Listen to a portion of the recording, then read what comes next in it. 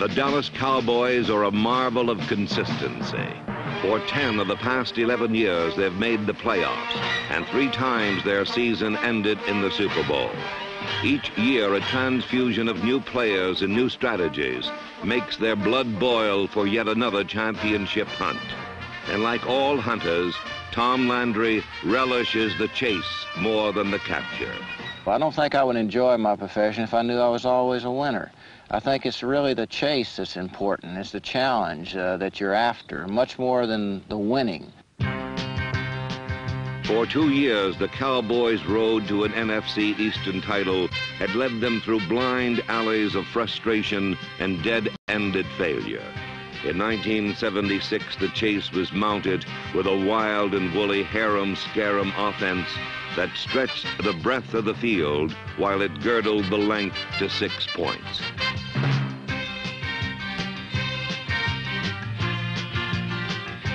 Dallas could stand toe-to-toe and slug it out, but it was their now you see them, now you don't, float like a butterfly, sting like a bee attack that was their signature.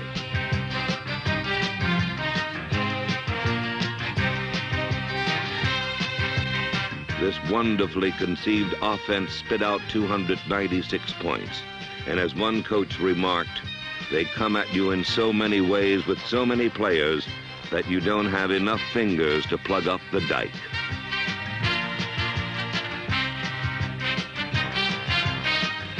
If Dallas had as many good players as they have good plays, they would suit up 400 people. And at times they seem to have more players on the field than the rules allow, as their human wave assaults generated a flood tide of easy touchdowns.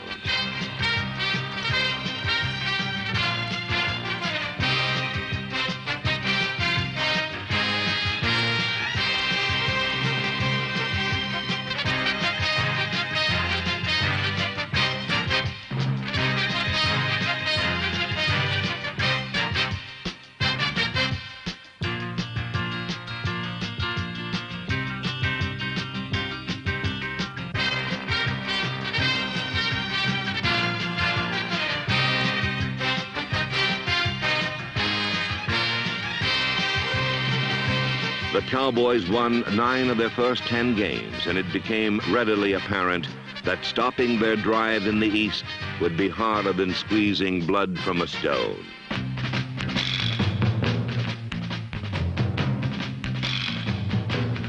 The reality was such that Tom Landry's team of marathon men lapped a field of weary foot soldiers slogging on cement legs. Dallas just had more ways to score 6 points than teams had methods to stop them.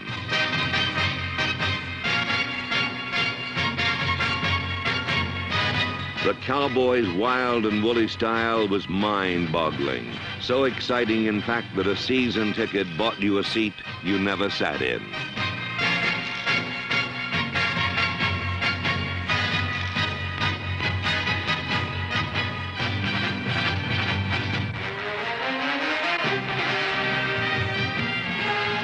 The Cowboys captured the East with an 11-3 record, and the future appeared bright indeed. Their first roadblock to Super Bowl 11 was the Rams, a team Dallas had defeated 3 straight times and outscored by more than 2-1. But on December 19th, the hex ended. Los Angeles held on to victory in the final seconds to defeat Dallas 14-12. After so many victories, one loss made a glorious season seem sad and empty.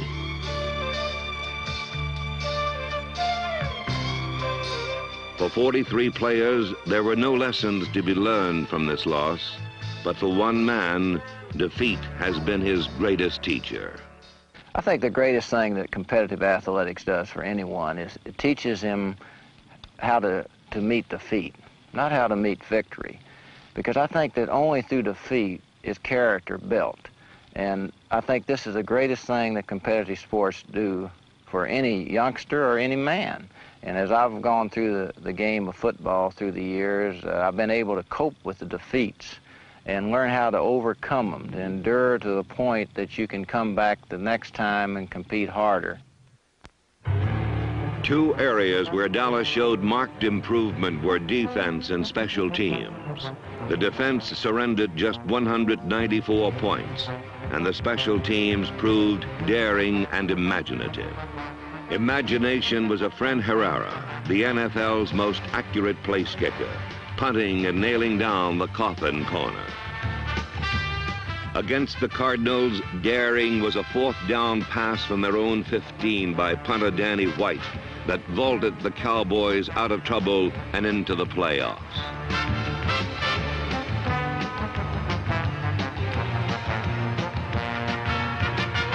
Special team members fly by the seat of their pants. It takes daredevils like return specialist Butch Johnson, number 86, and other young stars such as Saldi, Jensen, Hegman, Rafferty, Edson, Hughes, Reese, and Shawn.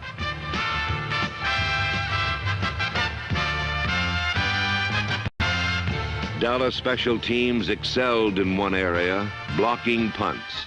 Men like Thomas Henderson, number 56, and number 1 draft choice Aaron Kyle, number 25, helped Dallas block 7 punts, the most in pro football. It takes special men with a special knack to surrender their bodies and take the ball off a punter's foot.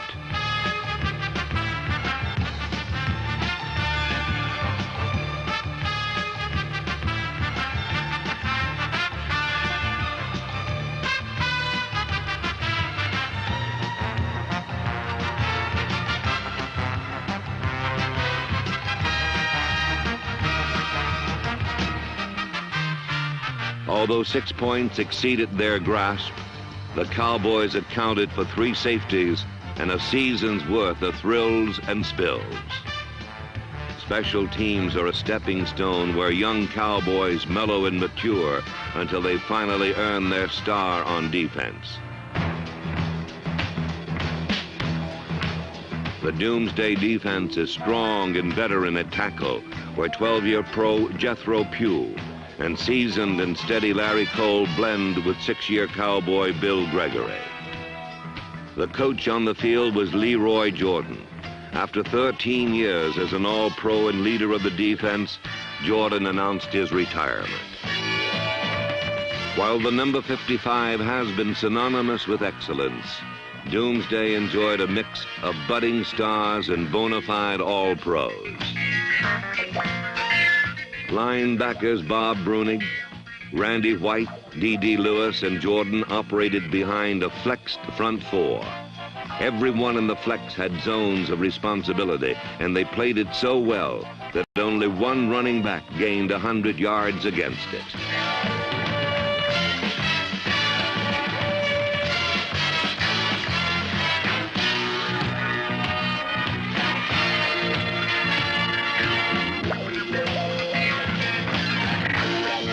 The difference between other defenses and Doomsday is the difference between bubble gum and jawbreakers. They sacked quarterbacks 44 times and led them on a rocky road to national embarrassment.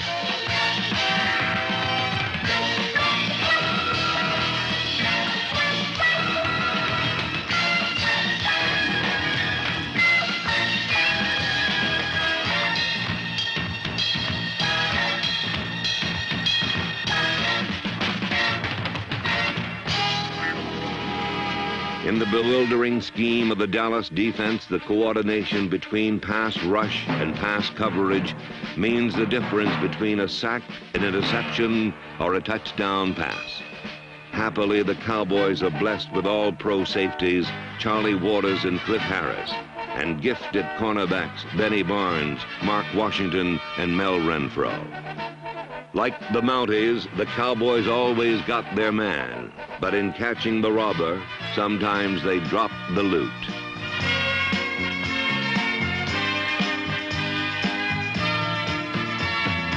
Mistakes were remedied by running through a receiver's numbers or being at the spot when the ball arrives. 2 things Cliff Harris did quite well in 1976.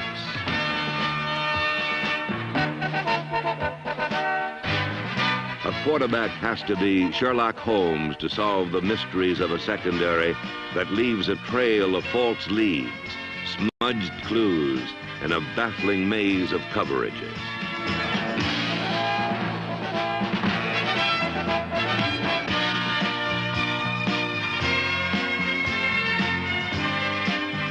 By year's end, the secondary, a supposed weakness, turned into a strength, and the deep defense became trusted allies to the big men up front.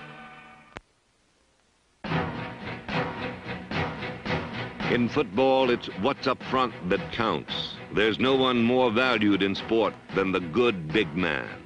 Someone big enough to blot out the sun or cloud a quarterback's vision. At 6'9", 265 pounds, Ed Too Tall Jones is a computer's printout of the ultimate quarterback's nightmare.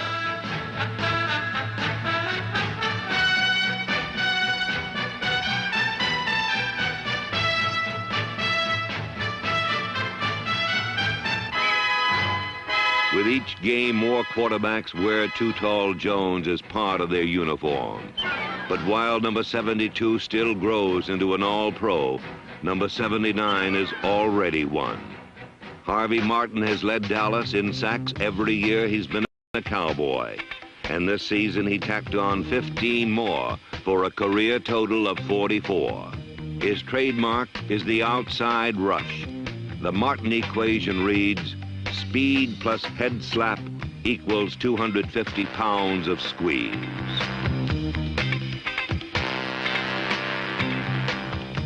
Against the New York Giants, Harvey took an inside route to pulverize Craig Morton and preserve a last-second victory.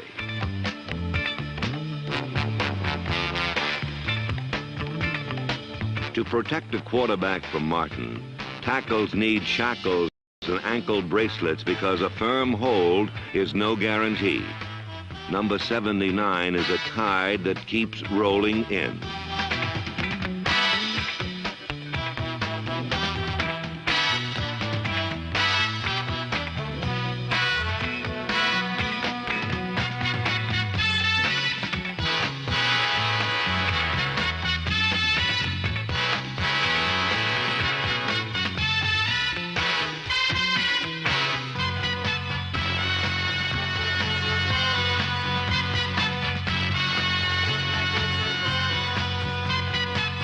Because of players like Martin, this defense was one of the best in Cowboy history. It was big, fast, and strong down the stretch. A horse you could ride all the way to the Super Bowl.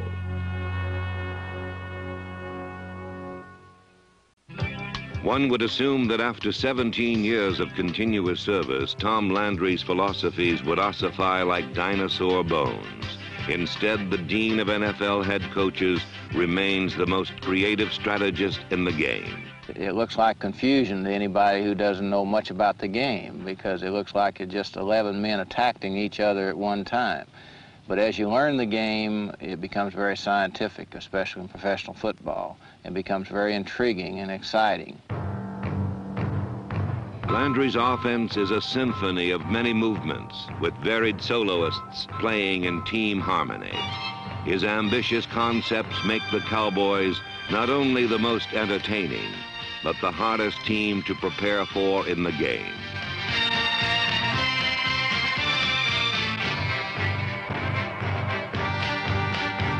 Critics claim Landry's offense is overly ornamental.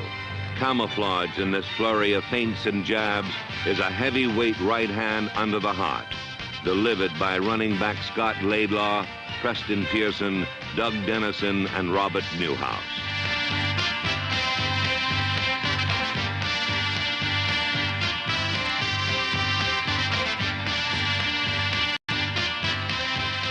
On the surface, the Cowboy offense is a gingerbread house chock full of goodies and surprises. Underneath, hard leadership is provided by Landry and quarterback Roger Staubach, the conductor through which all the lightning pass. I'm aggressive to a degree. As a quarterback, you got to keep your poise. You can't get overly emotional because you've got a lot on your mind. You've got to do a lot of things mentally to control the game, but I get very competitive, and where you can't be particularly a nice guy in the field because the aspect of the game and the type of game it is. You've got to be competitive, aggressive, and give everything you have physically. Always the bullseye for defenses, Roger modified his daring scrambles and invented the Starbuck slide, a device that stole yards and years for his career.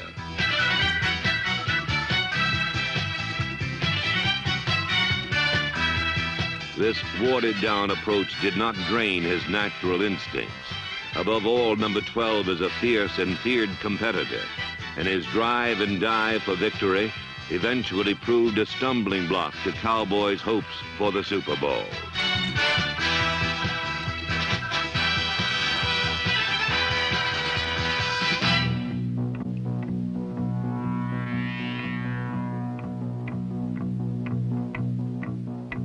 Midway through the season, Starbuck tempted Dame Fortune once too often, and for the Dallas Cowboys, the season took an ominous turn.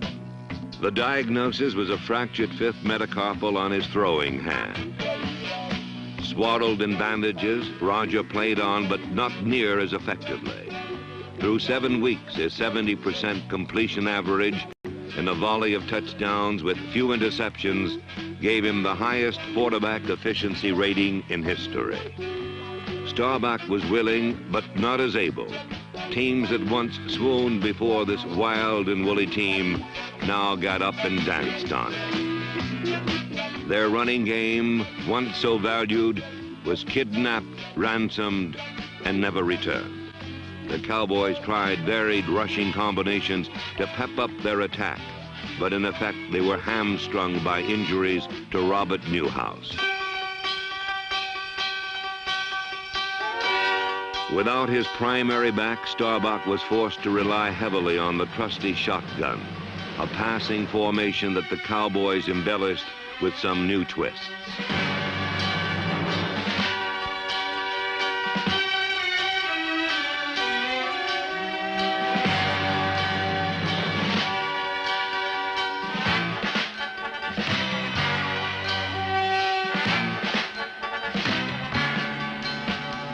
Surprise runs by a back like Charles Young adds to the shotgun's firepower, but its true worth lies in its ability to shoot 5 potential receivers quickly and cleanly into the passing lanes.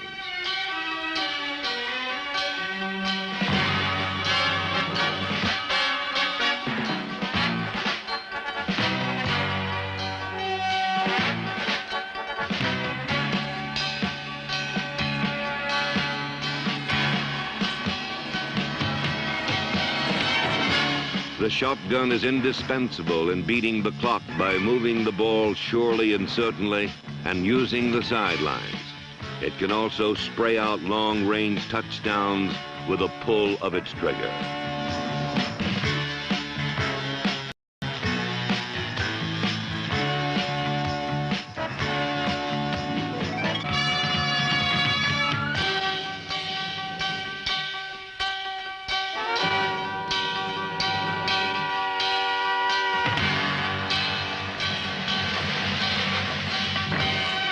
Formations and quarterbacks are worthless without a core of receivers with a knack for the end zone. Pro bowler Billy Joe Dupree caught more passes than any tight end in the NFC, and Swift Golden Richards averaged over 21 yards a catch. The best of the best was Drew Pearson, the NFC's leading receiver and the favorite subject of Roger Starbuck. Drew Pearson and I, of course, have had a very good rapport together. It started in that off season. We just worked out when he was a free agent, and we've got a lot of confidence in each other. And that's the big thing for a receiver and a quarterback, believing in each other. When you do that, you know, you go to each other in a clutch. And Drew has been our clutch receiver, and I go to him when we're in trouble, when we're not in trouble. And I just believe he's going to make the play, and he believes I'm going to try and get him the ball some way, and he's going to do everything he can to make the play for me. And it's a rapport, it's a confidence in each other, and it starts in the huddle when we break the huddle, and we go from there. Number 88 is the dance master. With every step, every cut, he reads and reacts to coverage. Pearson runs stopwatch perfect sideline patterns and is utterly without fear over the middle.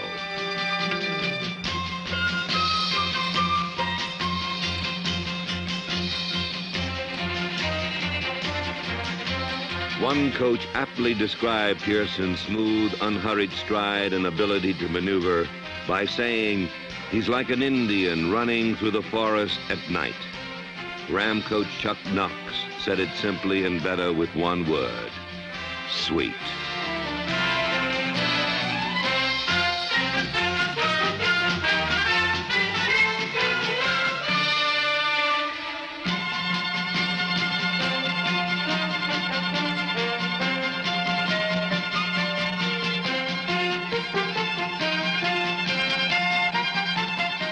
It's just hard to put your hand on exactly why he makes the big plays, but he does. And there's certain athletes that do it, and Drew Pearson's one of them.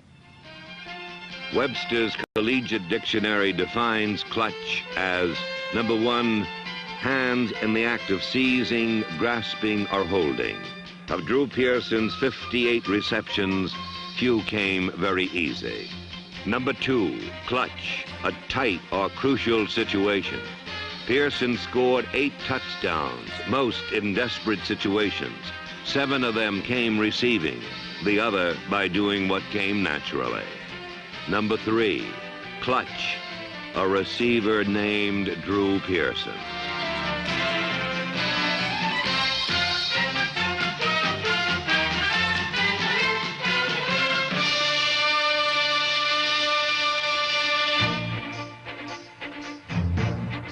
There is a fever at Texas Stadium where every Sunday offers a season's worth of excitement. The Dallas Cowboys are a team of enduring traditions. Dominant defense, explosive offense, and superior coaching. It is a team that does not dream of championships, but expects them. A team of captains and kings, Starbucks and Pearsons, and the men that make it all work. Fitzgerald, Nye, Lawless, Scott, Neely, Wright, and Donovan. They are solid and deep at every position, rich in young talent and unfailingly unpredictable. They are the wild and woolly Dallas Cowboys, the most exciting team in pro football.